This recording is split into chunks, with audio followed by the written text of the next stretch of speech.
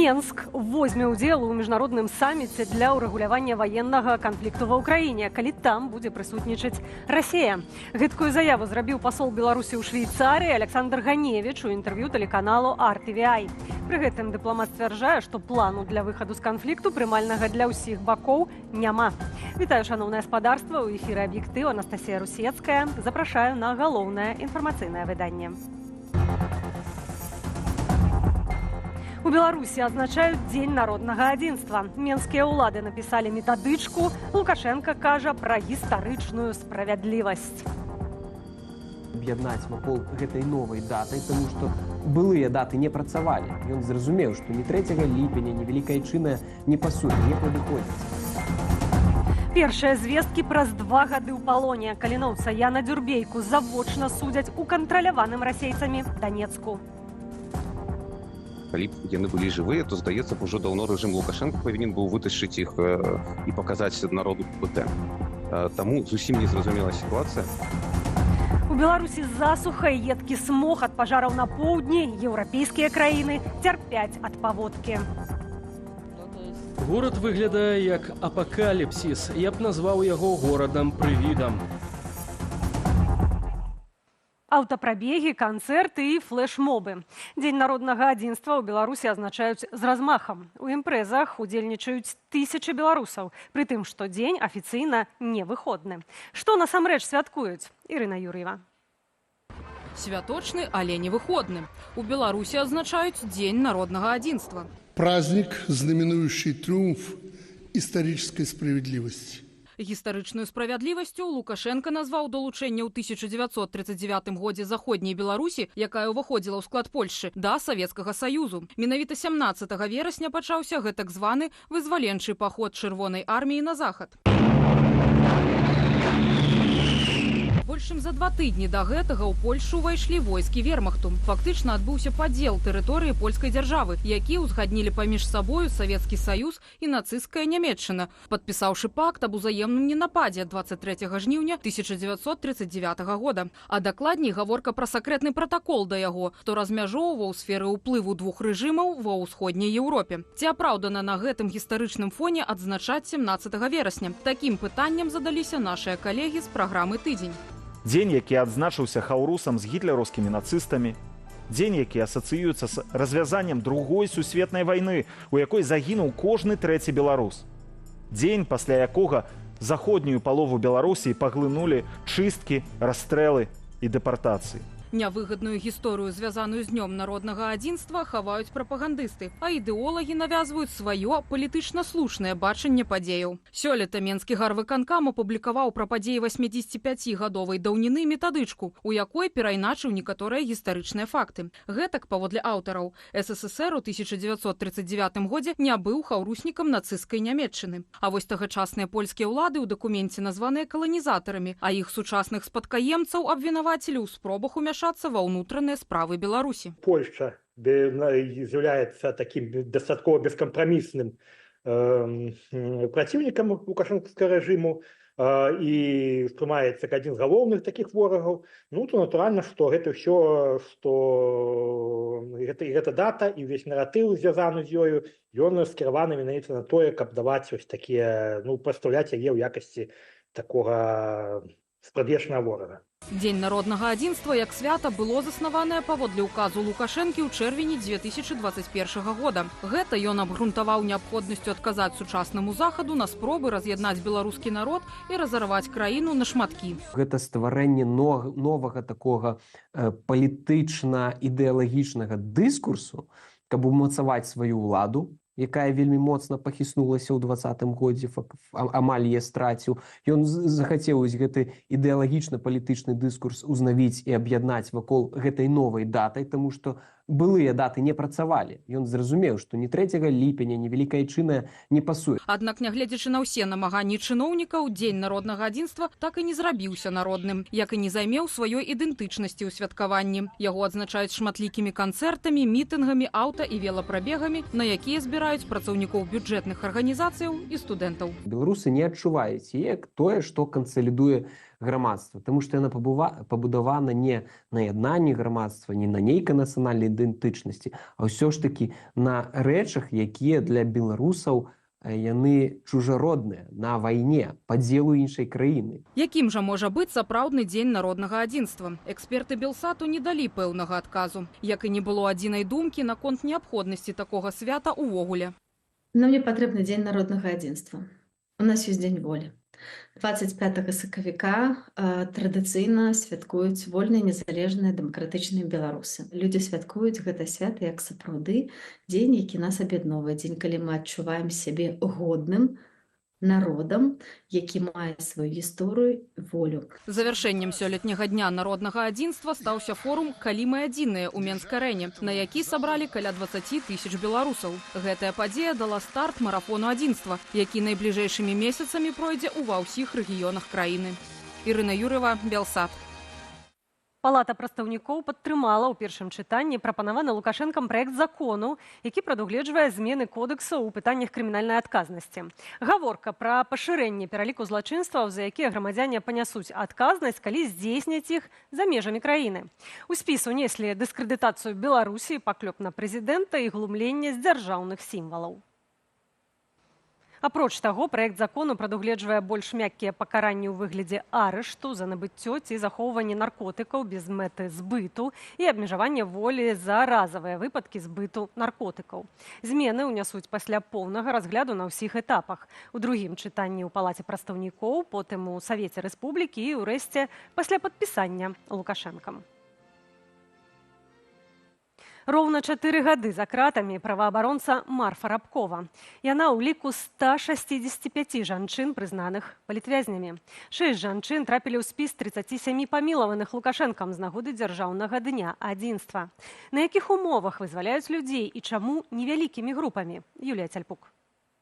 Яшчэ 37 беларускіх палітвязняў выйшлі з-за кратаў. Праўладныя тэлеграм-каналы апублікавалі прозвішчы 15 вызваленых. Зоя Баранова, Віталь Чарнавусаў, Андрэя Страўцоў, Яўген Нарэйка і іншыя беларусы арыштаваныя за мірныя пратэсты пасля мінулых прэзідэнцкіх выбараў. З 6 жанчынаў са спісу людзі пенсійнага ўзросту з хранічнымі захворваннямі ды інваліднасцю. Сёлета ў ліпені Лукашенко згадваў, што літаваць будзе тых, хто не моцна пакрыўдзіў рэжым ці ягоных ахоўнікаў. Возможность кого-то миловать, кого-то не миловать, да полностью встраивается в систему нынешнего государства, нынешнего режима, когда власть может делать что угодно. Но на самом деле многие люди с заболеваниями, они остаются за решеткой, за кратами, и они не освобождаются по помилованию. Такія яскравыя ворагі рэжыму, як Мікола Статкевіч, Марыя Калеснікава, Паліна Шарэнда-Панасюк ды іншыя, наўрад ці трапяць у кандыдаты на датэрміновае вызваленне. Хаця б таму, што спісы складае праўладны палітычны актывіст Юрый Воскресенскі, папярэджаны яшчэ ў 2021 годзе. Вот давайте определимся. Вот штаб ваш сидит, Бабарика. Вот Воскресенский, пусть занимается, но... Когда ты будешь мне писать обращение от кого-то, ты заложишь свою голову. Значит, публично здесь говорю, что закладываю голову за всех 100 человек.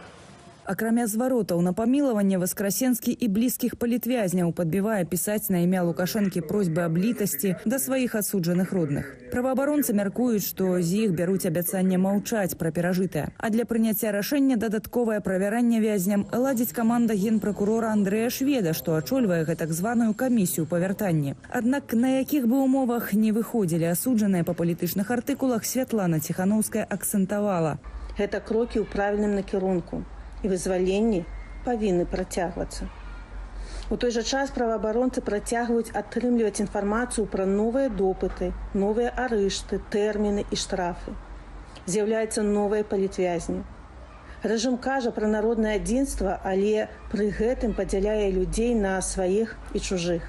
Праз распачатае ўлетку амніставанне выйшлі агулам 115 асобаў. Адначасна рэжым бярэ новых закладнікаў. Толькі з тых, што вярнуліся сёлета ў Беларусь, затрымалі 55 асобаў. Это часть какого-то процесса, возможно, часть переговоров или предложения к переговорам к Западу, потому что Лукашенко не воспринимает гражданское общество как такого субъекта, разговора. Тым не менш, менавіта грамадзянская супольнасць схіліла рэжым да вызвалення невінных людзей і мае працягваць гэтую працу. Лічыць Алена Жываглот, лідарка грамадскай арганізацыі «Сумленныя люди». Продолжать не соглашаться, когда это возможно, демонстрировать это несогласие, триггерить, заставлять напрягаться режим. Па стане на 17 жніўня, паводле звестак праваабарончага цэнтру «Вясна», за кратамі ўсё яшчэ застаецца 1341 палітычны зняволены. Юлія Цельпук, Белсат. У Беларуси стартовал новый пропагандистский телеканал. Первый информационный. У планах стварэння яшчэ і англамоўнага каналу. Міністр інфармацыі Марат Маркаў запэўнівае, што папулярнасць дзяржаўных медыяў расце. У той жа час праект Media IQ кажа пра парушэнне стандартаў журналістыкі дзяржаўнымі тэлеканаламі. Што пакажуць гледачу на новым праўладным канале? Ірына Дорофейчук. На пятой кнопке начал свое вещание первый информационный. Паводле анонсу, першы ў гісторыі айчыннага тэлебачання навінавы канал. Напярэдадні яго рэкламавалі як унікальны паводле зместу і формы медыяпрадукт. Несколько месяцев фундаментальной подготовки и более года серьезного планирования, а также студийного обновления. І што глядач пабачыў у выніку? Навіны, которые робяцца паміж гадзінамі, робяцца пераважна як на рэгіянальных тэлеканалах, фотаздымкі і закадровый голос. А калі казаць пра выпускі навін, якія робяцца з падключэннем у студыі і так далей, ну, то гэта яны зрабілі, але я не ведаю, чым гэта адрозніваецца ад таго, што і так раней рабіла Белтэлерадыёкампанія. Мяркуючы паводле праграмы на гэты тыдзень, аснову эфірнай сеткі первого інфармацыённага складаюць навіны 119 выданняў. Маюць свой час на канале і прадукты іншых інфармацыйных падраздзяленняў Белтэлерадыёкампаніі. Ажно 33 выданні зоны X і 17 у сферы інтарэсаў. З забаўляльнага контенту запланаваны 3 десятки документальных и телефильмов. Обязательно сделайте, насколько это сегодня возможно, чтобы это был настоящий белорусский канал, без всякого вранья. Сама ремарка говорить про то, что хлусня есть на нейкіх іншых каналах, але дакладна ёсць, калі вось трэба папярэджваць пра тое, што вось на гэтым канале яе не павінна быць. Паводле апошняга маніторынгу медыяў, які ў чэрвені ладзіў праект Media IQ, дзяржаўныя тэлеканалы займалі апошняе месца паводле выканання стандартаў журналістыкі. З 5 магчымых балаў ОНТ, Беларусь і СТВ не набралі і 3. Гэтыя ж каналы былі і лідарамі ў прапагандзе. Маніпуляванне інфармацыі. Гэта значыць, што будуць парушацца стандарты журналістыкі і, напрыклад, будзе альбо сумесь дакладных фактаў і фактаў падробленых. Альбо, можа, нейкая падзея будзе падавацца толькі аднабакова. Днямі Савет міністраў пастанавіў уключыць новаствораны канал у абавязковы агульнадаступны пакет телепраграмаў. Мы скоро вступаем в предвыборную кампанию. Естественно, что средства массовой информации, к счастью, слава богу, будут играть практически одну из ведущих ролей. Акрамя таго, паводле міністра інфармацыі Марата Маркава, сацыялагічныя даследаванні дэманструюць рост папулярнасці дзяржаўных медыяў за 2 гады амаль у 1,5 разу. Калі параўнаць стан дзяржаўных медыа ў 2020 годзе і 2024 годзе, можна сказаць, што зараз гэта дзяржаўная ідэалагічная інфармацыйная машына, яна больш арганізаваная, яна больш актыўная, значна больш агрэсіўная. Цяжка сказаць, больш эфектыўная, тому што тут ёсць вельмі розныя ацэнкі. Замахнуліся прапагандысты і на міжнародную аўдыторыю. Гэтак кіраўнік Белтэлерадыёкампаніі Іван Эйсман анансаваў запуск на базе Беларусь-24 англійскамоўнага тэлеканалу. Афіцыйны Мінск спрабуе свою праўду даносіць рознымі спосабамі. Это адзін з самых простых спосабаў. Іншае пытанне, што калі гэта будзе зроблена драўляна і нецікава, то гэта наўрад ці будуць глядзець. Беларусь-24 – адзіны спадарожнікавы тэлеканал з нашай краіны. Раней ён мог весці трансляцыю ў замежжы, але суседнія еўрапейскія краіны скасавалі дазвол на яе ў звязку з абмежаваннямі на распаўсюд расійскай і беларускай прапаганды. Ірына Дорофейчук, Белсат.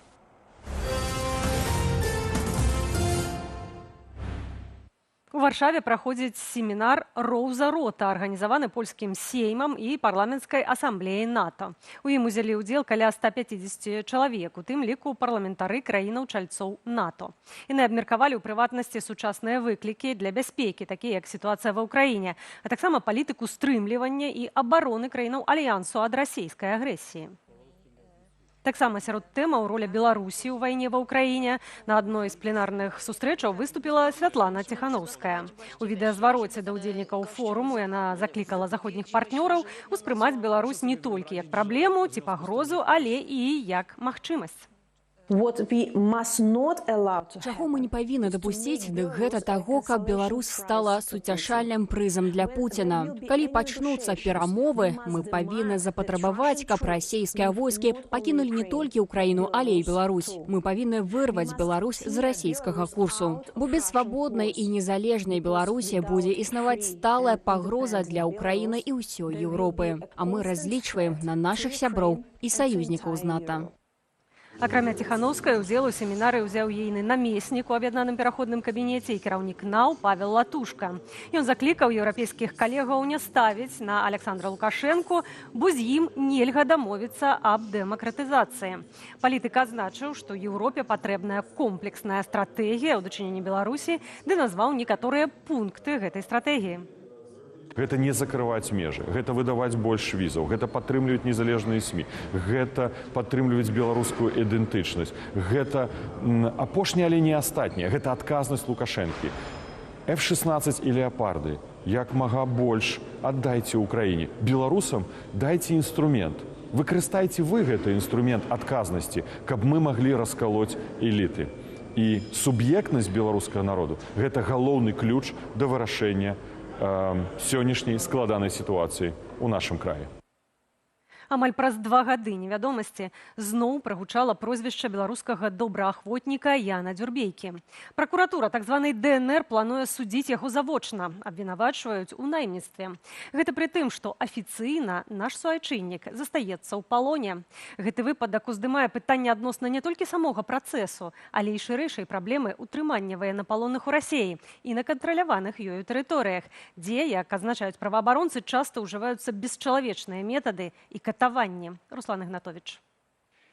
Пракуратура гэтак званай Данецкай народнай рэспублікі накіравала ў суд справу Яна Дзюрбейкі, беларускага байца з палка Каліноўскага, захопленага ў палон у Лісічанску ў чэрвені 2022 года разам з Сергеем Дзёгцевым. У тым баю загінулі камандзір батальёну «Волат» Іван Марчук і 3 добраахвотнікаў – Васіль Парфянкоў, Васіль Шатроў и Вадим Шатроў. Точно известно, что Брест стрелял из Матадора по танку. Точно известно, что был плотный огневой контакт. И точно известно, что вот до конца Тромбли оставался с раненым, с кем-то, вот, с умирающим Брестом, видимо, с какими-то телами наших ребят. И последние его слова были, что на нас едет танк. У самаабвешчанай ДНР Яна Дзюрбейку абвінавачваюць паводле артыкулу аб найміцтве. Такім чынам Расія парушае міжнародныя канвенцыі. Ян Дзюрбейка і другі баец, якія потрапілі в полон летом 22 года, з'яўляюцца камбатантамі і на іх распаўсюджваецца дзеянне Женевскай канвенцыі. За ўсе дзеянні, скіраваныя супраць іх, скажем так, в неправовом поле Российская Федерация будет нести отказность як краіна, яка подписана под Женевской конвенцией. Разгляд справы Яна Дзюрбейкі мусіць адбыцца ў завочным парадку. І як вынікае з паведамлення на сайце пракуратуры, цяпер беларускі добраахвотнік застаецца ў міжнародным вышуку. Гэтыя факты выклікаюць пытанне, бо Дзюрбейка ўжо 2 гады як утрымліваецца ў расійскім палоне. Былі вельмі дрэнныя такія навіны пра тое, што яны былі якраз у тым лагеры ваеннапалонных, па якому прыляцела ракета. Спадзяемся, але што хлопцы жывыя. З іншага боку, калі б яны былі жывыя, то, здаецца, ўжо даўно рэжым Лукашэнкі павінен быў вытащыць іх і паказаць народу ПБТ. Таму зусім незразумелая сітуацыя. Будзем трымаць кулачкі, каб хлопцы былі жывыя і маліцца за іх. Лагер для военнапалонных, пра які кажа Васіль Верамейчык, гэта былая калонія ў Аленаўцы. У ліпені 2022 года на тэрыторыі лагеру адбыўся выбух, у выніку якога загінула вялікая колькасць палонных жаўнераў ЗСУ. Тады расійскі бок вінаваціў Украіну, што нібыта гэта яна нанесла удар гаймарсамі. Паводле версій ж украінскіх уладаў, расійскія вайскоўцы наўмысна размясцілі частку военнапалонных у асобным бараку у прамзоне калоніі, а затым узарвалі будынак, каб схаваць факты катаванняў і пазасудовых пакаранняў смерцю. В отношении пленных Россия применяет абсолютно бесчеловечные практики.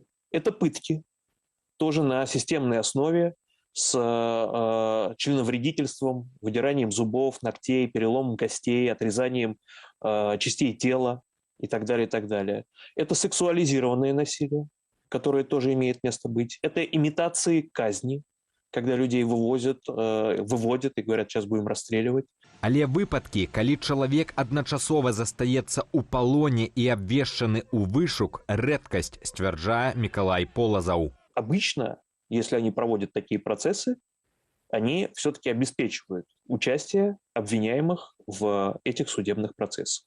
Поэтому в данном случае с большей долей вероятности, если было зафиксировано, что человек не пропал без вести, а его изображение было продемонстрировано, да, видео, фото и так далее, скорее всего, он погиб в вот этих путинских застенках. На момант рыхтавання гэтага матэрыялу аб'яднаны пераходны кабінет Беларусі не праінфармаваў міжнароднай супольнасці пра завочны суд над Янам Дзюрбейкам. Я, щиро кажучи, эту новину побачив сьогодні тільки після обіду. На наступному, скажімо так, посідженні кабінету я підніму це питання. Його можна, в принципі, долучити разом з питаннями і наших там партизан, які сидять і не признані в'язнями в Беларусі. Ян Дзюрбейка быў затрыманы падчас пратэстаў 2020 года і асуджаны на 15 сотняў, пасля чаго ён выехаў з радзімы ва ўкраіну. У лютым 2022 года маладзён уступіў у тэрытарыяльную абарону Кіева, а затым далучыўся да палка Кастуся Каліноўскага. З'яўленне інфармацыі пра суд над Янам Дзюрбейкам – першая вестка пра беларускага добраахвотніка за 2 гады, што ён застаецца ў расійскім палоне. Руслан Ігнатович, Белсад. Старшыня Еўракамісіі Урзуля фон дер Ляйен прэзентавала новы склад 20 еўракамісараў і 6 віцэ-старшыняў. У якасці вярхоўнай прадстаўніцы Еўрапейскага звязу ў справе вонкавай палітыкі запрапанаваная кандыдатура былой прэм'ер-міністркі Эстоніі Каі Калас. Агулам у выканаўчым органе Еўразвязу павысіўся ўзровень гендернай роўнасці. Як вы бачыце, цяпер у нас 11 жанчын у якасці кандыдатаў у калегію, якіх я прэзентую сёння. Гэта 40%. Я інтэнсіўна працавала з дзяржавымі чальцамі, і мы змаглі павялічыць долю жанчын да 40% і 60% мужчынаў. Новы склад Еўрапейскай камісіі фармальна павінны зацвердзіць Еўрапарламент, як толькі атрымае ўсю дакументацыю. Сваю ж працу еўракамісары распачнуць сёлета ў лістападзе. Іхныя паўнамоцтвы будуць дзеяць цягам 5 наступных гадоў.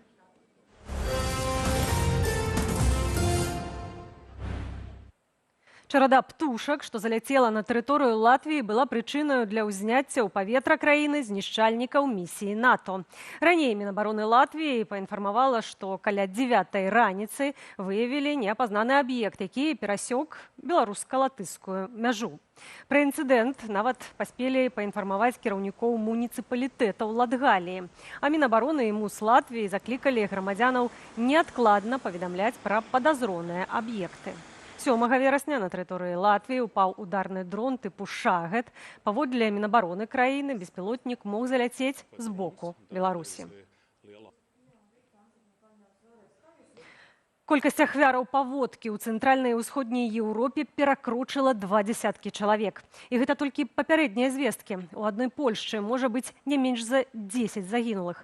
Паводка тым часам толькі пашыраецца. Пад ваду сыходзяць Браціслава, Будапешт, Вроцлаў. У Беларусі ж найвышэйшы клас пажарнай небяспекі. Гараць лясы і балоты, Гомель зацягнула смогам. Асноўнае, што вядома на гэты момант, сабраў Антон Бяздольны.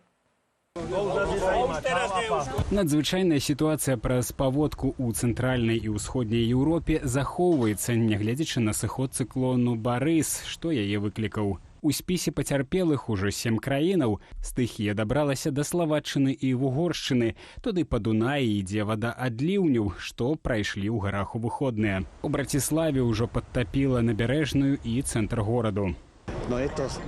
Ну, гэта даволі страшна. Я нават вадзіў дзяцей паглядзець, каб яны пабачылі, што можа здарыцца. Тут могуць быць катастрафічныя рэчы. У вугорскім Будапешце ўзровень Дунаю павялічваецца на метр кожныя 24 гадзіны. У горадзе спынілі рух трамваяў, а жыхарам пачалі раздаваць мяхі з пяском. Піку паводкі чакаюць у найбліжэйшыя 2 дні.